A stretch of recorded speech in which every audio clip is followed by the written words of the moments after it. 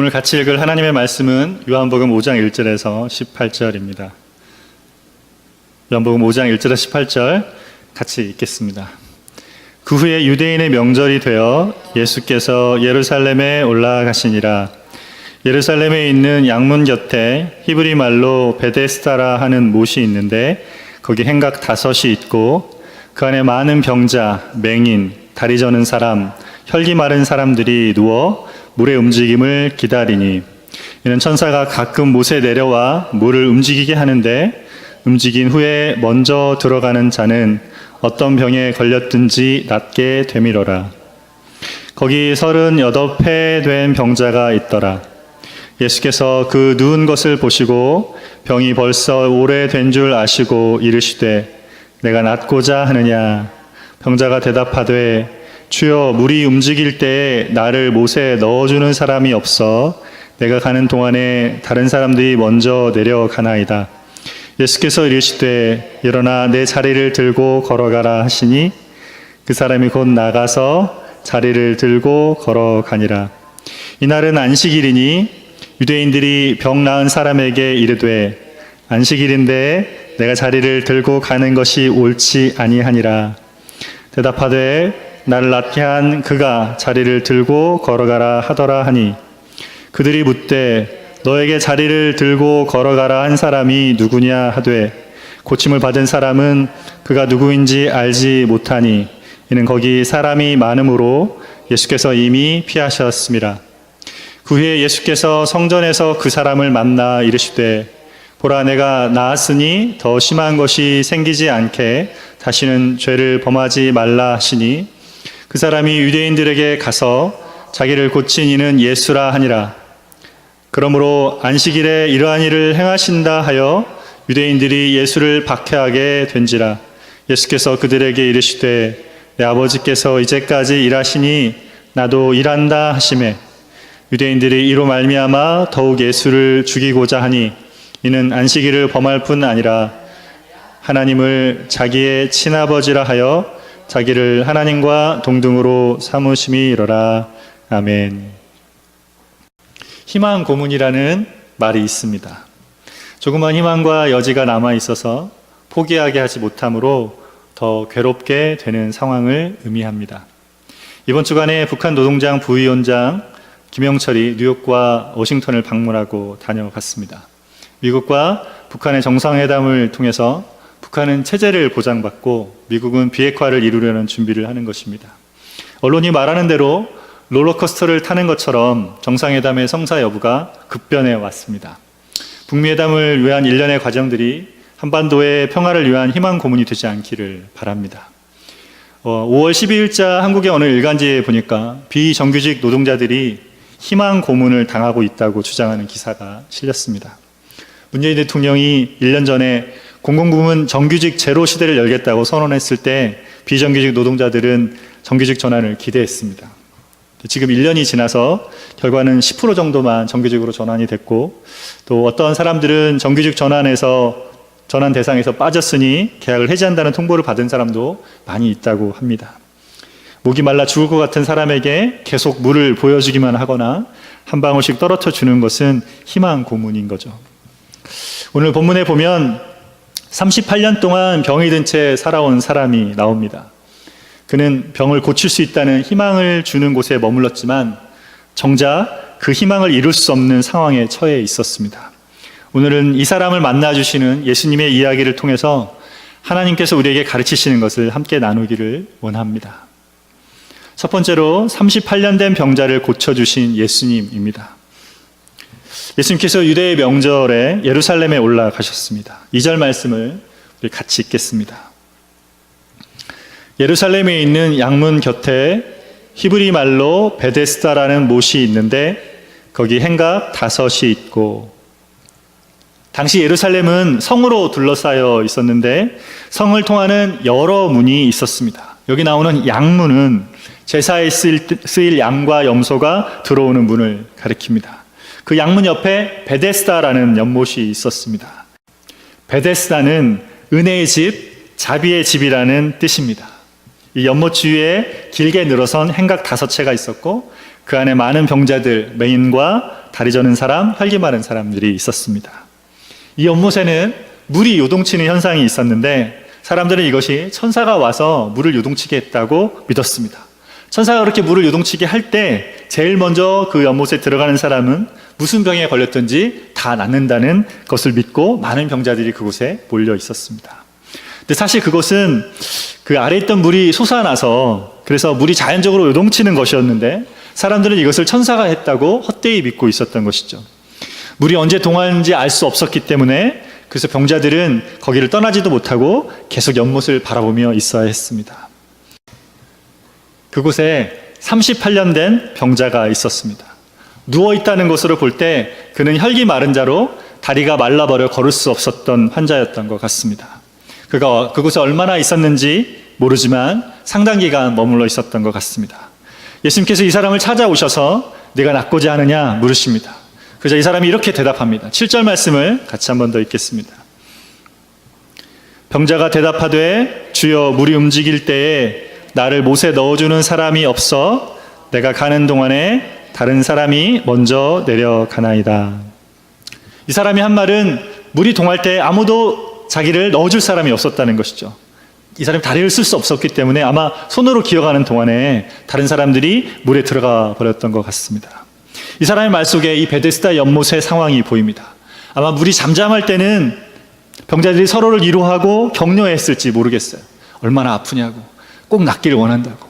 근데 물이 동하면 어떻게 됩니까? 언제 그랬냐는 듯이 서로 밀치며 앞을 다투며 물속으로 뛰어들었습니다. 그래서 누가 얼마나 거기에 있었는지는 중요하지 않았습니다. 누가 얼마나 심각한 병을 앓는지도 중요하지 않았습니다. 그저 내가 먼저 들어가야 나을 수 있었기 때문에 낫기 위해서 그렇게 달려갔던 것입니다. 또 언제 물이 동할지 알 수 없었기 때문에 밤낮으로 늘 긴장하며 경계하며 있어야 했습니다. 그 속에서 이들의 마음이 쉬지 못하고 피폐해져 갔을 것입니다.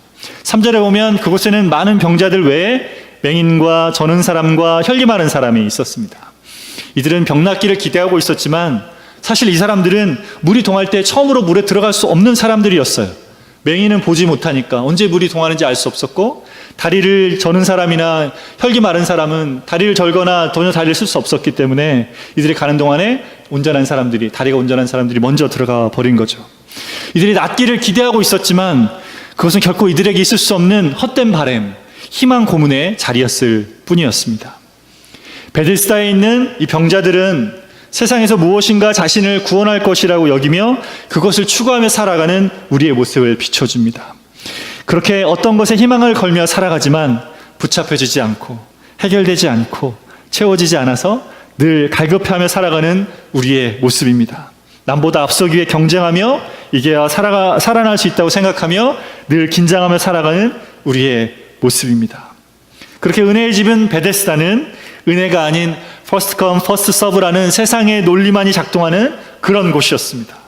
베데스다 연못에 있는 병자들은 이렇게 자기의 노력으로는 스스로를 구원할 수 없는 이 땅에 사는 우리 인간의 비참한 모습을 보여주고 있는 것입니다.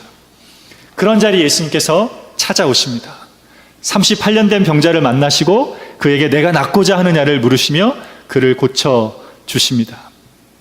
여러분, 이것은 그가 예수님께서 만나주시기를 간구한 것도 고쳐달라고 청한 것도 아니었습니다.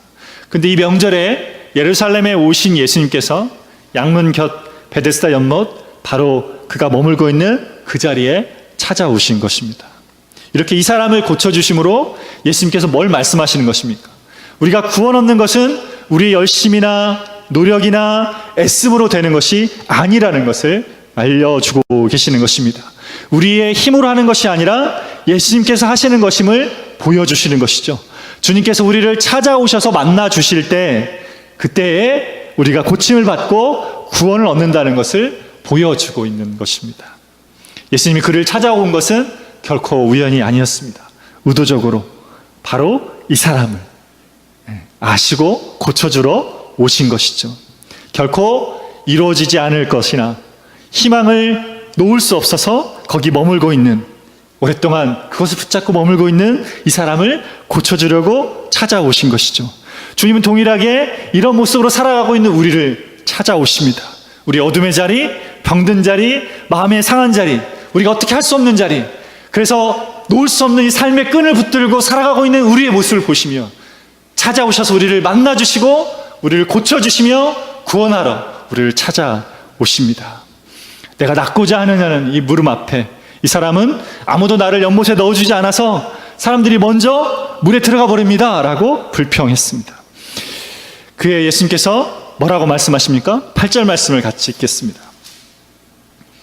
예수께서 이르시되 일어나 내 자리를 들고 걸어가라 하시니, 예수님께서 일어나 내 자리를 들고 걸어가라 이렇게 말씀하셨습니다. 그저 이 사람이 곧 나아서 자리를 들고 걸어가게 되었습니다. 그럼 무엇이 그를 낫게 한 것입니까? 예수님께서 이 사람의 심령에 들려주신 한 말씀이 그 사람의 죽은 다리를 살려내서 그를 일으키시는 것입니다. 주님은 지금도 죽은 심령을 살려낼 때 이렇게 말씀을 통해 살려내십니다. 말씀을 들을 때 죽은 심령이 깨어나서 생명을 얻게 되는 것입니다. 요한복음 5장 25절에 이렇게 말씀합니다. 같이 읽겠습니다. 진실로 진실로 너희에게 이르노니 죽은 자들이 하나님의 아들의 음성을 들을 때가 오나니 곧 이때라. 듣는 자는 살아나리라. 아멘. 여러분, 이 사건과 연결되어 있는 본문인 요한복음 5장에서 예수님께서 하시는 말씀입니다. 죽은 자들이 하나님의 아들의 음성을 들을 때 살아난다고 말씀하십니다. 곧 이때라 이렇게 말씀하셨어요. 바로 이때가 아들의 음성을 들을 때인 것입니다. 바로 이때가 아들의 음성을 듣는 자, 죽은 심령 가운데 살아나게 된다는 것입니다. 주님은 지금도 그분의 말씀을 들려주시며 그 말씀을 듣는 자들의 심령을 살려내십니다. 요한계시록 3장 20절에 볼지어다 내가 문 밖에 서서 두드리노니 누구든지 내 음성을 듣고 문을 열면 내가 그에게로 들어가 그와 더불어 먹고 그는 나와 더불어 먹으리라 라고 말씀하셨습니다. 지금도 주님은 우리의 심령에 찾아오셔서 두드리시는 주님 앞에 마음을 열어드리며 예수님을 영접하기를 원하십니다. 예수님 베풀어 주시는 구원의 은혜를 누리며 늘 주님과 함께 먹고 마시며 참 생명을 누리는 저와 여러분 되시기를 바랍니다. 두 번째로 아버지처럼 안식일에도 일하시는 예수님입니다. 9절 하반절과 10절 말씀 같이 한 번 더 읽겠습니다. 이날은 안식일이니 유대인들이 병 나은 사람에게 이르되 안식일인데 내가 자리를 들고 가는 것이 옳지 아니하니라. 예수님께서 병자를 치료하신 날은 안식일이었습니다. 그날 병 나은 그 사람이 자기 자리, 앉아있던 자리를 들고 걸어갔습니다. 그 걸어가는 것을 유대인이 봤어요. 그럼 안식일에 하지 못할 일을 네가 한다 이렇게 말했습니다. 그럼 어떻게 해야 되는 것입니까? 38년 만에 병이 나았는데 아직도 그 자리를 깔고 거기 그냥 누워 있어야 되는 것입니까? 유대인들이 하는 이 말에 이 사람은 이렇게 대답을 했습니다. 나를 낫게 한 그가 자리를 들고 걸어가라 하더이다 라고 말했습니다. 자기 잘못이 아니라 그 사람 시켜서 한 일이라는 것이죠. 앞에서도 자기가 병 낫지 못하는 것을 다른 사람을 원망했지 않습니까? 지금 이 사람 지금도 자기를 낫게 해주신 예수님을 탓하고 있습니다. 보통 사람이면 어떻게 말해야 됩니까? 이보시오, 나는 38년 동안이나 걷지 못하고 누워있다가 이제 막 고침을 받았단 말이요. 지금 당신 무슨 말을 하는 거요? 이렇게 이 정도는 말해야 되지 않았겠습니까? 요한복음 9장에 보면 예수님께서 날 때부터 소경된 사람을 고쳐준 이야기가 나옵니다. 그날도 안식일이었어요. 바리새인들이 예수님을 죄인으로 몰아세우려 하자 소경했던 이 사람이 이렇게 대답을 합니다. 나는 이 사람이 죄인인지 아닌지 잘 모릅니다. 그렇지만 분명한 것은 내 눈이 고침받았다는 것입니다. 이 사람이 쉽게 말하면 이렇게 말한 거죠. 뭔 말을 하는 거예요? 그분의 은혜로 내가 눈을 뜨게 된 것이요. 이렇게 당당하게 이 사람은 알리고 있었던 것입니다. 근데 38년 만에 병고침을 받은 이 사람은 안식일 규정을 어겼다는 이 말에 묶여서 정작 자기가 고침받은 이 놀라운 사실을 말하지 못하고 있습니다. 유대인들도 안식일 규정에 묶여서 이 사람에게 일어난 이 놀라운 일들을 알고 싶어 하지도 않고 있습니다. 이것은 요한복음 4장에서 사마리아 수가성 여인에게 벌어진 일과 또 대조가 됩니다. 수가성의 우물가에서 예수님을 만난 여인이 어떻게 했습니까? 자기의 가급한 마음을 알아주신 예수님을 만난 다음에 이 사람은 곧장 동네에 들어갑니다. 그 동네 사람들 불러 모으죠. 동네 사람들 나와보시오. 나의 모든 과거를 알고 있는 이 사람에게 나와서 이야기를 들어보시오. 이렇게 해서 사람들을 초대합니다. 많은 사람들이 예수님께 나왔고 예수님 말씀을 듣고 많은 사람들이 예수님을 믿게 되었습니다. 그렇게 유대인들이 멸시하는 사마리아 성, 수가성에서는 예수님이 하시는 말씀, 하시는 일을 듣고 많은 사람들이 예수님을 믿게 되었던 것이죠. 반면에 정작 하나님의 도성이라는 예루살렘에서는 하나님께서 행하신, 예수님이 행하신 놀라운 일들이 하나도 드러나지 않고 그대로 묻혀버린 것입니다. 왜 이렇게 된 것입니까? 유대인들이 만들어 놓은 안식일 규정 때문이었습니다. 하나님께서는 안식일을 기억하여 거룩하게 지키라고 하셨습니다. 그러나 안식일에 자리를 들고 걸어가는 것을 금하지는 않으셨습니다. 이것은 유대인들이 안식일을 잘 지키기 위해서 만든 규정이었어요. 처음에는 안식일을 잘 지켜보려고 만든 규정이었지만 시간이 지나면서 이 안식일 규정이 그 자체로 목적이 되어 버렸습니다. 그래서 정작 하나님이 행하시는 기적, 구원하심이 나타나도 그것에 아무런 반응하지 못하는 그런 사람들이 되어버린 것입니다. 우리 안에도 이런 일이 있을 수 있습니다. 교회는 주님 주시는 생명이 넘쳐나고 주님의 일들이 계속 나타나는 곳입니다. 그런데 우리가 가진 잘못된 관념이나 잘못된 경험이나 마음에 세우는 규정들로 주님의 일들을 제한할 수 있습니다. 하나님의 일들이 우리를 통해 나타나고 있는데, 심령을 변화시키는 주의 놀라운 역사가 있는데 그것을 우리가 가진 경험과 생각으로 제한해버리면 우리 안에서 주님의 일들이 나타나는 것이 제한되는 것입니다. 그런 자리 우리 주님께서는 계속 찾아가십니다. 그리고 그것이 무엇인지를 밝히 드러내십니다. 예수님이 이 사람을 또 만나주십니다. 성전에 만나서 이렇게 말씀하십니다. 14절 말씀 우리 같이 읽겠습니다. 그 후에 예수께서 성전에서 그 사람을 만나 이르시되 보라, 내가 나았으니 더 심한 것이 생기지 않게 다시는 죄를 범하지 말라 하시니. 보라, 내가 나았으니 더 심한 것이 생기지 않게 다시는 죄를 범하지 말라 하셨습니다. 모든 사람의 병이 죄 때문은 아니지만 이 사람의 경우에는 죄 때문에 생긴 것 같습니다. 이 사람이 과거에 어떤 죄를 지었는지는 알 수 없습니다. 그러나 앞에서 보인 모습 속에서 이 사람에게는 원망하는 모습, 탓하는 모습을 볼 수 있습니다. 어쩌면 이런 것들을 마음속에서, 입술에서 제하라 하시는 것 같습니다. 여러분에게도 이런 모습이 혹시 있지는 않습니까? 자기 문제를 다른 사람에게 책임을 전가하려는, 그래서 어떤 일에 대해 원망하거나 탓하는 그런 모습이 있지는 않습니까? 예수님을 만난 이 사람은 유대인들에게 예수님께서 자기를 고쳤다고 말합니다. 그래서 유대인들은 안식일에 사람을 고치는 일을 했다고 예수님을 박해합니다. 근데 그런 유대인들에게 예수님께서 이렇게 말씀하십니다. 17절 말씀을 같이 읽겠습니다. 예수께서 이르시되 내 아버지께서 이제까지 일하시니 나도 일한다 하시매. 예수님 이러셨어요. 내 아버지께서 이제까지 일하시니 나도 일한다. 이제까지가 언제입니까? 안식일까지 일하시는 거죠. 예수님께서 하나님을 자신의 아버지로 부르고 있습니다. 성부의 사역을 예수님 자신의 사역과 같은 것으로 말하는 것입니다. 이렇게 예수님께서 하나님과 자신을 동등되이 여기는 것을 유대인들은 도저히 받아들일 수 없었습니다. 이렇게 말씀하심으로 안식일을 범하는 문제에서 신성을 모독하는 문제로 나아갔습니다. 예수님께서 이를 점점 더 크게 하고 계셨습니다. 예수님께서 몰라서 이렇게 하신 것이 아니었어요. 일부러 이렇게 하고 계셨습니다. 유대인들이 참 안식을 누리고 참 진리를 깨닫게 하기 위해서 이렇게 하고 계셨습니다. 하나님의 백성이면서도 유대인들은 안식일에 참된 안식을 누리고 있지 못했습니다. 하나님을 섬기는 규정을 만들어 놓고 그 규정에 갇혀서 그것을 지키는 것으로 하나님과의 관계를 다하고 있다고 생각하고 있었습니다. 그러면서 정작 하나님 주시는 참 안식, 은혜를 누리고 있지 못했습니다. 주님은 이들의 이 잘못된 생각을 깨트리기를 원하셨습니다. 이들의 회칠한 무덤 같은 견고한 마음을 깨트리셔서 그 자리에 예수님의 빛을 비춰주기를 원하셨습니다. 그래서 점점 이들과의 부딪힘의 강도를 강하게 하고 계셨던 것입니다. 요한복음에서 예수님을 만난 사람들은 둘 중에 하나로 반응합니다.